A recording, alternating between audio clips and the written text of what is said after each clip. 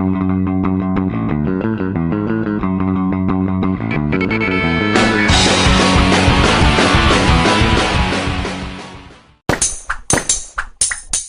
everyone, welcome back to Immediate Movie Reactions. I'm here after seeing The Killer's Game. This movie does star Dave Bautista and Sofia Boutella, I believe her name is. She is French Algerian. I'm not exactly sure on the pronunciation. Ben Kingsley is also in this movie, and a bunch of other people. Terry Crews is in this.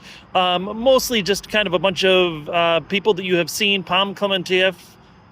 Again, I don't know how to pronounce that name. But this movie is directed by J.J. Perry, who you may know or recognize as stunt coordinator from the John Wick series. And it does borrow very heavily from John Wick and actually almost every assassin killer type movies, particularly Léon le Professionnel, which is one of my all-time favorite films. That was directed by Luc Besson, Jean Reno, and Natalie Portman's first movie.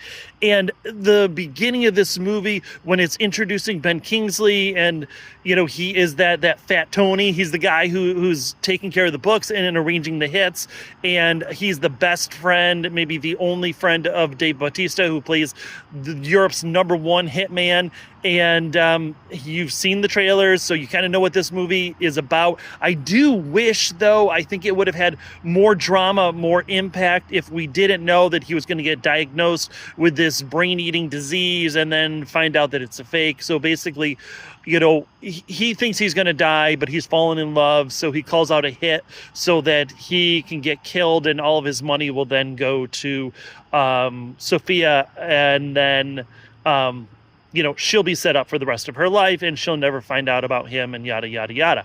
But what this turns into is, obviously, he finds out that the medical diagnosis was incorrect, and so he has to call off the head. Unfortunately, Pom Klementieff, who kind of called the hit in on him or took the contract, whatever it is, really, really wants him dead for a number of reasons. Again, this is sort of like a John Wick thing where we know that there's a background. They do a great job, I think, of building up that world around him. And I do hope, as much as I love this movie, I did fucking love this movie. Like I said, it called so much back to The Professional for me, and even the best parts of John Wick. I don't want this to become a series. I want this to be one and done, because I think that a movie like Bullet Train, this really reminds me of Bullet Train. I think that movie was absolutely fantastic, and unfortunately doesn't get the credit that it deserves. I think The Hitman's Bodyguard was a fantastic film, and this fits right into that vein, because the action and the humor, Dave Bautista is he's absolutely amazing.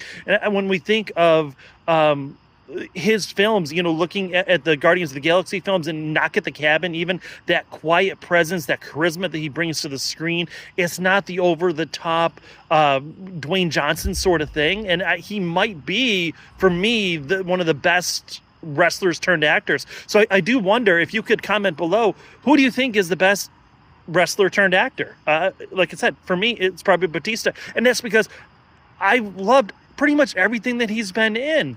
This movie was fantastic. I thought it was fun. It was entertaining. I do think that it changes at the beginning of the movie. It's pretty serious, and then it gets a little bit goofy, almost like Desperado, right? When it's bringing in all these odd characters and all these odd hitmen that have different characteristics and different personalities and all that sort of thing. And it kind of builds them up a little bit, again, like Bullet Train.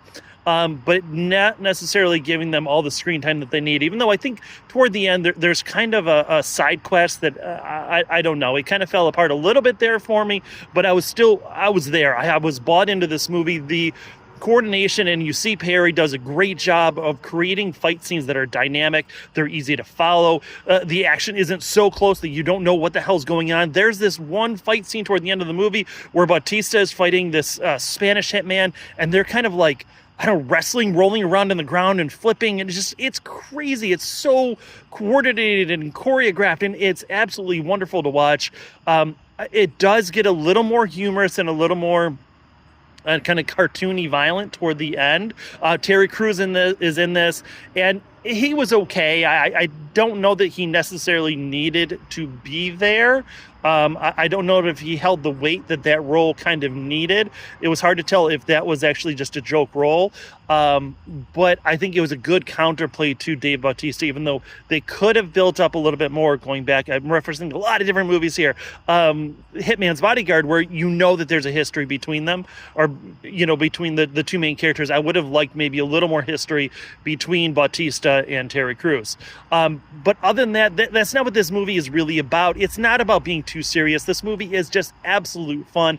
And I really, see it, stream it, or skip it. Please go see that. I think that this movie deserves more credit than it's going to get. Like a Bullet Train. I think this movie is it's incredibly fun. It's incredibly violent. It's so well done.